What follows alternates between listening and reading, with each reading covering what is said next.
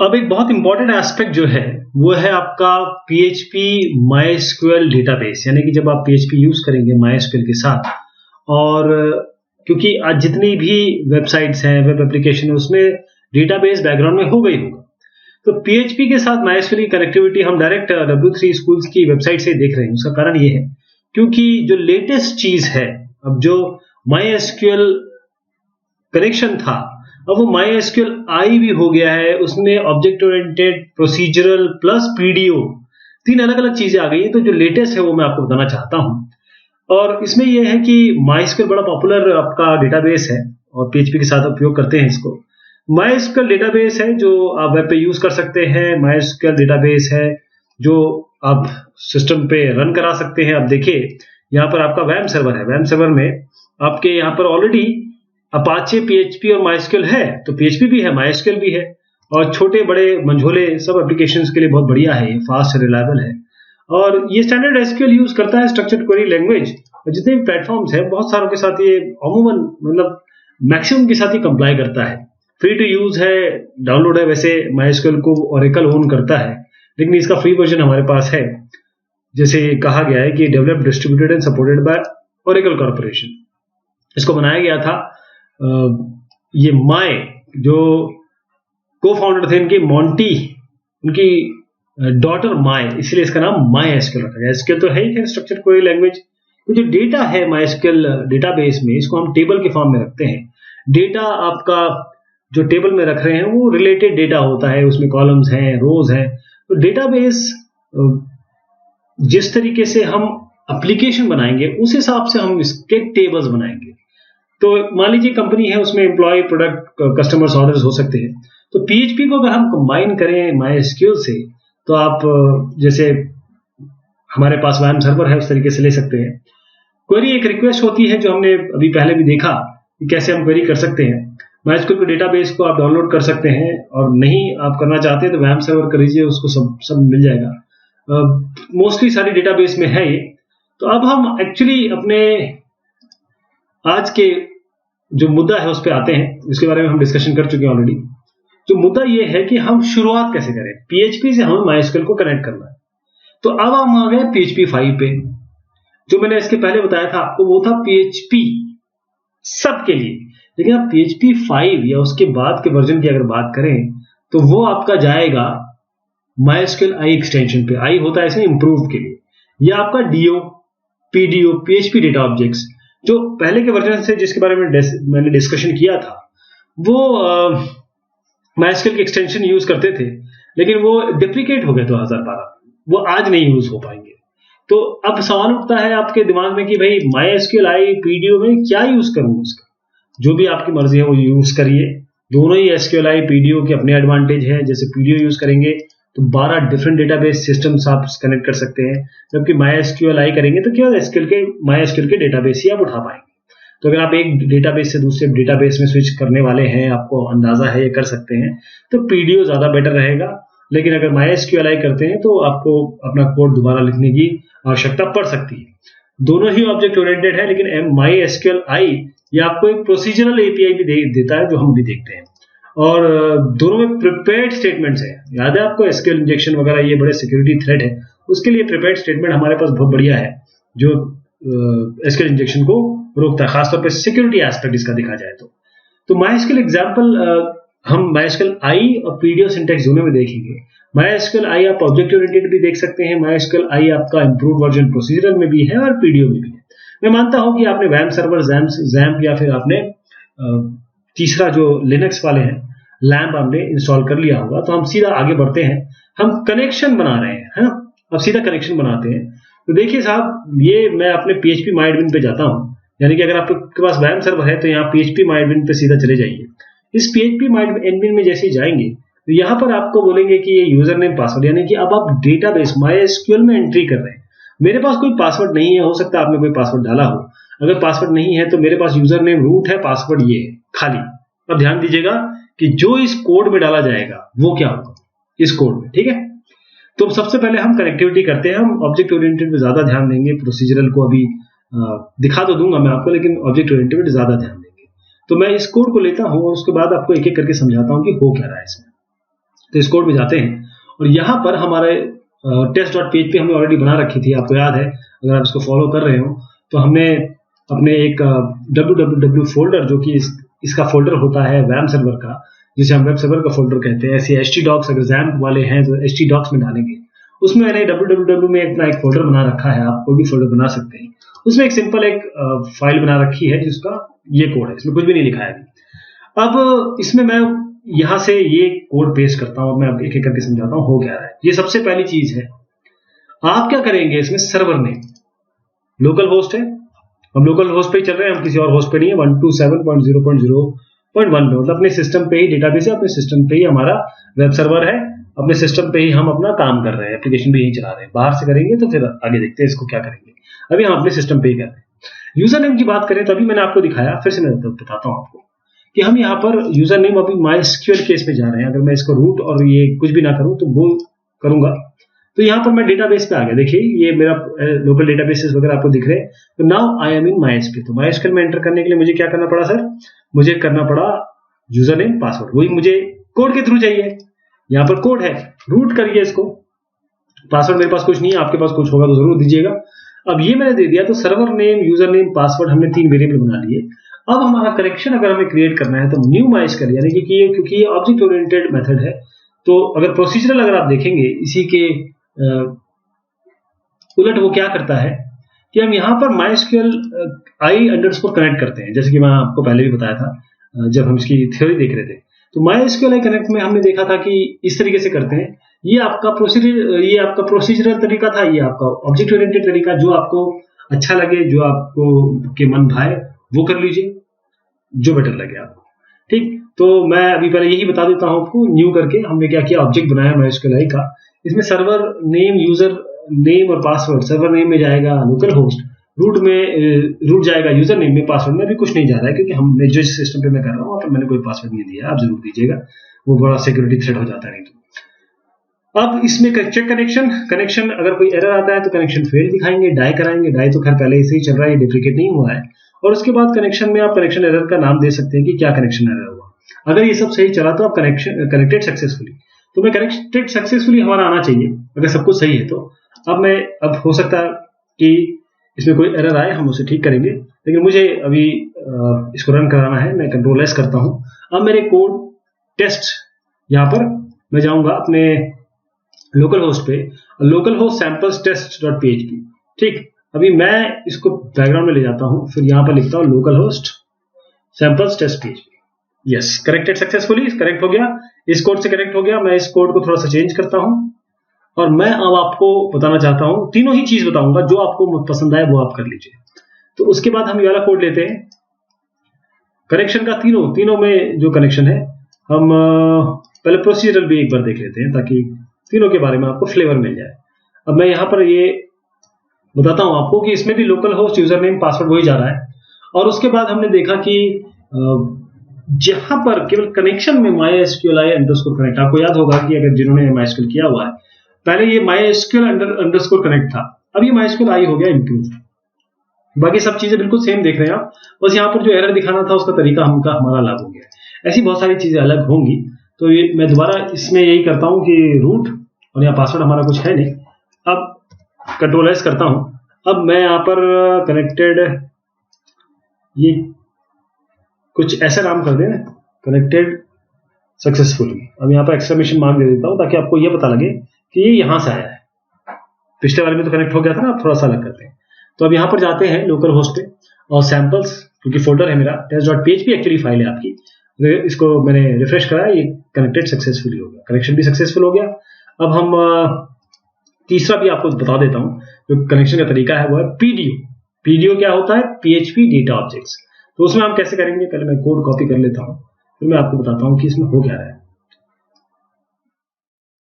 ये देखिए, इसमें भी वही काम हो रहा है, लोकल होस्ट है, यूजर नेम रूट है, पासवर्ड कुछ भी नहीं है।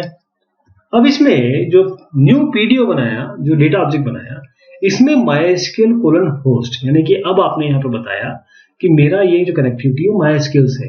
अगर आप बाकी से करते हैं, जो आपको 12 मैंने बताया अलग अलग डेटाबेस से कनेक्टिविटी इसकी पॉसिबल है, वो आप यहाँ कर सकते हैं। डेटाबेस का नाम DB नेम, MyDB, और उसमें यहाँ पर कनेक्शन में सेट एट्रीब्यूट कर दिया आपने, एट्रीब्यूट का एरर मोड और कोई अगर एक्सेप्शन आता है तो, और अगर सब कुछ सही चलता है तो कनेक्टेड सक्सेसफुली। अगर यहाँ पर कोई एरर आएगा तो उसको हम कैच कराएंगे पीडीओ एक्सेप्शन में और कनेक्शन फेल देके एक मैसेज दे देंगे कि कनेक्शन फेल हो गया। मैं करके दिखाता हूँ, कनेक्शन फेल करते हैं इसको। तो यहाँ रूट की जगह मैं कुछ और आउट कर देता हूँ, कनेक्शन फेल करवाते हैं। अब यहाँ पर जाते हैं, इसको चलाते हैं। तो देखिए ये जो आपने ये सब देखा ना, यहाँ पर लिखा हुआ है, उसने ये यहाँ पर ट्राई में फेल हो गया और फेल के बाद कनेक्शन फेल और मैसेज क्या आता है उसको ध्यान से देखिए। कनेक्शन फेल हुआ, एसक्यूएल स्टेट बताया इसने, एक्सेस डिनाइड, ये क्योंकि आउट करके कोई यूजर ही नहीं है, पासवर्ड इसमें नहीं है लेकिन कोई यूजर ही नहीं, उसने एरर भी बता दिया आपको। अब हम सही जगह पे जाते हैं, उसको रूट ही करते हैं। अब देखते हैं, इसको चलाते हैं और यहाँ पर कनेक्शन सक्सेसफुली में आप कुछ और यहाँ पर दे देते हैं ताकि पता लगे आपको कि ये पीडीओ की तरफ से आ रहा है। अब यहाँ रिफ्रेश करते हैं और देखिए साथ ये कनेक्टेड सक्सेसफुली। तो ये 3 तरीके हैं आपके पास, जो आपको मर्जी आए, जो आपको अच्छा लगे वो आप कर लीजिए। इस तरीके से कनेक्शन बनता है। अब एक और चीज है इसमें, जब कनेक्शन आप बना लेते हैं तो कनेक्शन को क्लोज भी करना जरूरी है। तीनों के अलग अलग तरीके हैं। अगर आप ऑब्जेक्ट ओरिएंटेड पसंद करते हैं तो इस तरीके से करेंगे। अगर आप प्रोसीजर करते हैं तो MySQLi अंडरस्कोर क्लोज करके अंदर ये आपका ऑब्जेक्ट डाल देंगे और उसके बाद हम पीडीओ में सीधा नल से उसको असाइन कर देंगे। ये 3 तरीके हैं आपके, राइट। अब यहां तक तो हो गया, हमने कनेक्शन देख लिया। अब थोड़ा एक डेटाबेस बना लिया जाए। कनेक्शन हो गया, अब डेटाबेस बना लिया जाए, क्योंकि डेटाबेस के बाद फिर हम उसमें टेबल बनाएंगे, इंसर्ट करेंगे डेटा। तो अब क्रिएट डीबी में आ गए। अब इसमें क्या करते हैं, हम एक ही लेके चलते हैं कि हम ऑब्जेक्ट ओरिएंटेड वाला जो तरीका है वो ही लेके चलते हैं। और आगे जो, क्योंकि इस वेबसाइट में ये सब कुछ दिया हुआ है, अगर आपको और दूसरा पसंद है तो आप ये ले सकते हैं, पीडीओ पसंद है तो पीडीओ ले सकते हैं। तीनों ही एक ही चीज है, बस प्रोग्रामिंग का अंतर है। काम तीनों का समझना जरूरी है कि क्या कर रहे हैं। तो हम ये उठाते हैं इसको। अब हम क्या कर रहे हैं we are trying to create a database. तो हम डेटाबेस पे जाते हैं, let us make a database. ये कंटेंट में लेता हूं और अब यहां से कॉपी करता हूं और late us make a database. हमने जो ऑब्जेक्ट ओरिएंटेड वर्जन है वो लिया है। अब देखिए लोकल होस्ट है, सर्वर नेम, रूट हमारा MySQL में एंटर करने के लिए पॉसिबिलिटी है यूजर नेम की, यहां पर कुछ नहीं है। अब हमने जब इसको क्रिएट किया कनेक्शन, ये कनेक्शन का क्रिएशन है, हमने एक कनेक्शन बना दिया। अब उसके बाद ये तो हमने पहले भी देख लिया था कि चेक किया कनेक्शन को, अगर यहाँ पर कोई एरर आता है तो कनेक्शन फेल करके हम कनेक्शन का एरर दिखा देंगे कि क्या एरर है। अब हम डेटाबेस बना रहे हैं, क्रिएट डेटाबेस MyDB। तो हमने यहाँ पर SQL का एक क्वेरी बनाई, we made a query create database MyDB। ये MyDB करके कोई भी डेटाबेस का नाम लिख सकते हैं, ये आपके ऊपर है। मैं इसको चेंज कर देता हूँ, PHP DB कर देता हूँ, तो PHP का डेटाबेस बनेगा ये, राइट। और उसके बाद यहाँ पर जब हम ये एरो देके क्वेरी SQL करेंगे, मतलब इसको यहाँ पर पहुंचाएंगे यहाँ पर, और अगर ये ट्रू हो गया तो डेटाबेस क्रिएट हो जाएगा, अदरवाइज हम एरर दे देंगे और बता देंगे कि साहब की आपका क्रिएट नहीं हो पाया। और लास्ट में जो कॉन क्लोज है वो बहुत जरूरी है। तो PHP के अंदर लिखना है आपको, ये PHP से लेकर यहाँ तक PHP देखिए, इसके आप अंदर लिख रहे हैं और इसको अंदर लिखने का तरीका ये है कि सारी चीजें एंटर करें, क्योंकि ये PHP का कोड जो होता है ना आपके कई जगह पे आता है, कई पार्ट्स में आता है। मैं इसको सेव करता हूं, देखते हैं क्या होता है। आपके लोकल होस्ट में गए, सैंपल्स test.php, इसको रिफ्रेश करते हैं। अब इसमें एक एरर आ गई कि root access denied for root local host password. अब इसमें ध्यान दीजिए कि मैं अगर कहता हूं कि एक्सेस डिनाइड, क्योंकि एरर बहुत जरूरी है, एरर में समझिए इन्होंने कहा कुछ लाइन नंबर 10 में जाइए, कनेक्शन इन्होंने फेल कर दिया। उन्होंने कहा access denied for user root local host, क्योंकि यूजिंग पासवर्ड यस। इसका मतलब क्या हुआ, देखिएगा ध्यान से। यहां पर देखिए कि हमने कहा कि पासवर्ड तो कुछ नहीं है, लेकिन हमने यहां पर एक स्पेस दे दिया, है ना। यही गलती है, इतनी छोटी गलती के कारण उसने एरर दे दिया। इसका मतलब यह है कि हम इसको, वो कह रहे हैं रूट में पासवर्ड नहीं है और हम पासवर्ड दे भी रहे हैं, चाहे वो स्पेस ही क्यों ना हो, चाहे व्हाइट स्पेस ही क्यों ना हो। अगर अब मैं इसको करूंगा तो जरूर चलना चाहिए। फिर से जाते हैं, इसको रिफ्रेश करते हैं। देखिए डेटाबेस क्रिएटेड सक्सेसफुली हो गया। इसका मतलब हमने एक डेटाबेस बना दिया जिसका नाम क्या है, PHPDB। क्यों ना हम जाके ढूंढें, देखें क्या PHPDB बना कि नहीं बना। ये कोड बहुत ध्यान से देखिएगा, फिर से मैं समझा देता हूं। Server name, user name, password आपको डालना है। आपका लोकल होस्ट है अगर आप अपने सिस्टम पे चला रहे हैं। रूट आपका MySQL या PHP MyAdmin का यूजर नेम है या पासवर्ड है। पासवर्ड देना जरूरी है क्योंकि आगे बहुत अभी मैं आपको डेटाबेस में ले जाके बताता हूं कि क्यों जरूरी है। मैंने नहीं दिया है लेकिन आपको बताता हूं क्यों जरूरी है। ये कनेक्शन हमने स्थापित किया, कनेक्शन चेक किया, उसके बाद क्रिएट किया डेटाबेस को। अगर डेटाबेस क्रिएट हो जाता है तो बहुत अच्छी बात है, नहीं तो एरर आ जाएगा, जो जैसे अभी आपको एरर दिखाया है। चलिए आगे बढ़ते हैं। यहां पर हम जाते हैं और अपने लोकल होस्ट पे जाते हैं। यहां पर देखिए कुछ आपको दिख रहा है, मैं इसको रिफ्रेश करता हूं। ये देखिए PHPDB बन के आ गया, यही तो था PHPDB। इसमें कुछ भी नहीं है ना, ये PHPDB बन के आ गया आपका। कितना आसान था। अब इसमें देखिए अगर मैं यहां पर जाता हूं आपके इस पे और मैं कहता हूं कि देखिए मुझे ये ना डेटाबेस जो है वो नहीं चाहिए, राइट, गलती से बन गया, मुझे इसे हटाना है, तो कितने अच्छे तरीके। यहां पर आप यहां पर जाइए, PHPDB पे क्लिक करिए, राइट, आपने PHPDB बनाया था ना, PHPDB पे क्लिक करिए। PHP MyAdmin मैं अपने WAM सर्वर पे बता रहा हूं। ऑपरेशंस पे जाइए, ऑपरेशंस पे यहां पर आपके पास ड्रॉप द डेटाबेस आएगा, ड्रॉप रिमूव डेटाबेस। तो इससे आप पूरा डेटाबेस रिमूव कर सकते हैं। देखिए लाल में लिखा हुआ है, इसका मतलब इसको ड्रॉप करने से पहले बहुत बहुत सोचिएगा। डेटाबेस बनाना बहुत आसान है, उसको डिलीट कर दिया तो बहुत बड़ा नुकसान हो जाएगा। ठीक, चलिए मैं इसको हटा देता हूं, अभी डिस्ट्रॉय कर देता हूं। तो अभी आपने देखा हमने किस तरीके से एक डेटाबेस बनाया और उसको हटा भी दिया। तो PHPDB करके नाम से डेटाबेस बना। अब मैं इसको क्या करता हूं, दोबारा रन कराएंगे। दोबारा PHPDB नहीं, अब कुछ और डेटाबेस का नाम रखते हैं, PHPDB। अब इसका नाम रखते हैं MyDB। तो यहां पर एक बार चेक कर लें, यहां पर MyDB करके कुछ है ऑलरेडी, तो हम इसको कुछ और कर लेते हैं,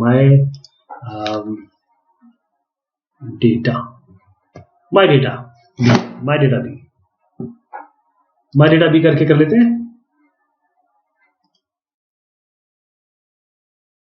इसका नाम कर देते हैं MyDataB। ओके, अब चलिए इसको कंट्रोल एस करते हैं। अब इसको रिफ्रेश कराते हैं यहाँ पे जाके। तो डेटाबेस सक्सेसफुली हो गया है। एरर क्रिएटिंग मैंने 2-3 बार दबा दिया, इसलिए इसने कहा कि देखिए एक बार और दबाऊंगा तो यही एरर आएगा। तो एक बार क्रिएट हो जाता है, दूसरी बार उस नाम का क्रिएट नहीं हो सकता है। तो हम लोकल होस्ट पे जाएंगे, यहाँ मैं रिफ्रेश करूंगा और आप देखेंगे कि यहाँ पर ये MyDataB बन के आ गया। ओके, ये तरीका है आपका डेटाबेस बनाने का, राइट। अब हम थोड़ा आगे और बढ़ते हैं और डेटाबेस हमारे बन चुका है। We have created a database. ये 3 तरीके हैं, इसको आप देखिएगा अगर आपको चाहिए तो। उसके बाद हम टेबल और बना लेते हैं। आज टेबल बनाने का मतलब ये है कि we need to make a table. Table के अंदर डेटा रहेगा। क्रिएट टेबल का मतलब ये है कि we want to make a table. हम एक टेबल का नाम जैसे MyGuess देते हैं, हम कोई भी नाम देंगे, ये तो खैर इन्होंने वेबसाइट में दिया हुआ है, इसलिए इसके 4 या 5 कॉलम बनाए उन्होंने। 5 कॉलम है इसमें, ID है, फर्स्ट नेम है, लास्ट नेम है, ईमेल है, रजिस्ट्रेशन डेट है। अब इसमें खास बात यह है कि जो ID है वो इंटीजर है, अनसाइंड की है, ऑटो इंक्रीमेंट चलता है, प्राइमरी की है। मैंने आपको बताया था ये प्राइमरी की, ऑटो इंक्रीमेंट क्या होता है। पहला नाम है, लास्ट नेम है, उसका ईमेल डाला जाएगा साहब का, जो भी गेस्ट होंगे, रजिस्ट्रेशन डेट। अब इसको हमको डालने के लिए ध्यान दीजिएगा कि ये जो हमारा इंटीजर है, ID इंटीजर रहेगा। और क्योंकि हम चाहते हैं कि हमारा प्राइमरी की से, क्योंकि प्राइमरी की से ही हम एक्सेस कर पाते हैं यूनिकली रिकॉर्ड को, तो प्राइमरी की बनेगा ये पहला नाम, लास्ट नाम, ईमेल और ये वेरिएबल कैरेक्टर यानी varchar 30 आपने दे दिए। अगर कैर देते तो ये कैरेक्टर का एक लेंथ ले लेता। varchar में आपने इसको थोड़ा सा बढ़ा दिया, घटा दिया, 30 कर दिया। varchar देखिए एक जगह 50 किया, एक बार 30 किया। रजिस्ट्रेशन डेट में हमने टाइम स्टैम्प दिया। इसका मतलब ये कि जो आज का टाइम होगा वो उठा लेगा जिस समय हो। तो ये नॉट नल का मतलब प्राइमरी की नल नहीं हो सकती। डिफॉल्ट का मतलब ये है कि ये डिफॉल्ट कोई डिफॉल्ट वैल्यू आ जाएगी अगर आप कुछ वैल्यू प्रोवाइड नहीं करते हैं। अनसाइंड का मतलब ये है कि इसमें नेगेटिव नंबर नहीं जाएगा। और ऑटो इंक्रीमेंट का मतलब ये अपने आप एक करके बढ़ाएगा। जैसे रिकॉर्ड आपने 5वें नंबर का बढ़ाया, फिर 6वां आ गया तो 6 अपने आप हो जाएगा। प्राइमरी की मतलब ये ऑटो इंक्रीमेंट जाएगा। प्राइमरी की से हम इस ID से किसी भी रिकॉर्ड को फेच करेंगे। अब इसको बना लिया जाए, पहले मैं इसको कॉपी कर लेता हूँ, फिर आपको बताता हूँ कि कैसे इसको एक एक करके समझाता हूँ। अब हम क्या कर रहे हैं, ध्यान दीजिएगा। हमने जो डेटाबेस का नाम लिया वो माई डेटा बी लिया। ओके, बस ये याद रखिएगा। चलिए मैं इसको उठा के कहीं यहाँ रख देता हूँ ताकि हमें याद रहे, और रूट को भी उठा के यहाँ रख देता हूँ क्योंकि रूट इसका नेम है। अब जो PHP का कंटेंट है उसको मैंने W3 स्कूल से लिया और सीधा पेस्ट कर दिया। अब देखिए, पहले मैं ये सेटिंग तो कर ही देता हूँ, या आप समझ ही गए होंगे यूजर नेम में क्या देना है, डेटाबेस में क्या देना है, माई डेटा भी है ये, राइट। अब यहां तक तो ठीक हो गया। सर्वर नेम आपका लोकल होस्ट है, यूजर नेम रूट है, पासवर्ड हमारा कुछ भी नहीं है, और स्पेस भी आना नहीं चाहिए इसमें। माई डेटा बी का नाम डेटा बी है, तो यहाँ कनेक्शन हो जाएगा। कनेक्शन ये सब हम सीख चुके हैं। फिर हम क्रिएट करेंगे टेबल को। क्रिएट टेबल का कमांड होता है क्रिएट टेबल। यहां पर आपको टेबल का नाम देना होता है। ये अलग अलग उसमें कॉलम्स है। पहला कॉलम आईडी है, दूसरा कॉलम फर्स्ट नेम है, तीसरा कॉलम लास्ट नेम है, फिर उसके बाद ईमेल है, फिर रजिस्ट्रेशन डेट है। इसमें आपने बताया कि ये इंटीजर है, 6 की लेंथ होगी इसकी, ज्यादा से ज्यादा। अनसाइंड बता दिया इसको कि इसमें नेगेटिव नंबर नहीं डालेंगे हम। ऑटो इंक्रीमेंट मतलब ये है कि आप अपने आप इसको नंबर को बढ़ाते जाइए। जैसे आप कोई डिलीट करते हैं तो अपने आप एडजस्ट करिए नंबर को। प्राइमरी की मतलब ये है कि ये नंबर जो है कभी नॉट नल नहीं होगा, इसमें नल कभी नहीं आएगा, और प्राइमरी की इसके हिसाब से हम इसको एक्सेस करेंगे। पहला नाम जो है वेरिएबल कैरेक्टर होगा, 30 कैरेक्टर इसमें मैक्सिमम आ सकते हैं, नॉट नल रहेगा, मतलब इसको खाली नहीं छोड़ सकते आप। लास्ट नेम भी ऐसे ही है, इसको खाली नहीं छोड़ सकते, 30 मैक्सिमम इसके लेंथ रहेगी। ईमेल मतलब वेरिएबल कैरेक्टर है 50 की लेंथ होगी ईमेल की मैक्सिमम। रजिस्ट्रेशन डेट जैसे बताया आपको, टाइम स्टैम्प के हिसाब से, टाइम जो भी होगा यहाँ से जो डेट होगा वो उठाएगा, टाइम उठा लेगा। अब यहाँ पर अगर ये ठीक ठाक हो जाता है तो हम क्या करेंगे, इस कनेक्शन में एरो लगा के, यानी कि आपने इसके ऑब्जेक्ट को, इस ऑब्जेक्ट से अपने इस फंक्शन को कॉल किया, क्वेरी को, और उसके अंदर ये वेरिएबल पास कर दिया, कौन सा, $SQL। और उसके बाद अगर ये ट्रू है तो table my guest created successfully, otherwise error creating table, जो एरर आ जाएगा उसको मैं चलाता हूँ। होपफुली हमें नाम हम सही दे दिए होंगे, नहीं तो कोई एरर आएगा तो उसको दूर करेंगे। उसके बाद मैं इसको जाता हूँ, यहाँ पर मैं चला देता हूँ, तो table my guest created successfully.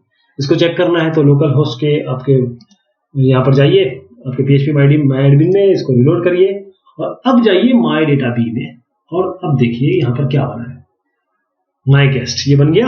यही टेबल बनाया हमने, ये बनाया था my guest, right. The name was my guest, this was our name.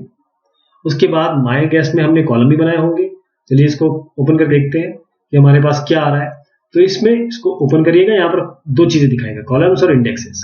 Columns खोलेंगे तो आपको ये कॉलम्स दिखा देगा जो आपने बनाया है, तो बिल्कुल वही बनाया। आईडी यहाँ पर देखिए अनसाइंड लिख के आ रहा है, यहाँ पर int 6 आपने दिया था, यहाँ पर ऑटो इंक्रीमेंट है, और यहाँ पर जो फर्स्ट नेम है, लास्ट नेम है, ईमेल है, वेरिएबल कैरेक्टर वो इस हिसाब से ले लिया, और रजिस्ट्रेशन डेट में टाइम स्टैम्प, राइट। हमने यहाँ से एक डेटाबेस क्रिएट कर दिया। कितना आसान था डेटाबेस क्रिएट करना, और कितना आसान था टेबल क्रिएट करना। पहले हमने एक डेटाबेस क्रिएट किया जिसका नाम हमने रखा माई डेटा बी, उसके बाद हमने यहाँ पर एक टेबल बना दिया, और एक नहीं हजारों टेबल आप इसमें बना सकते हैं, ये आपके ऊपर है, राइट। तो ये हमने एक टेबल क्रिएट कर दिया। ये तरीका है प्रोसीजरल का। जिन लोगों को प्रोसीजरल लैंग्वेज से ज्यादा सहूलियत होती है वो ये कर सकते हैं।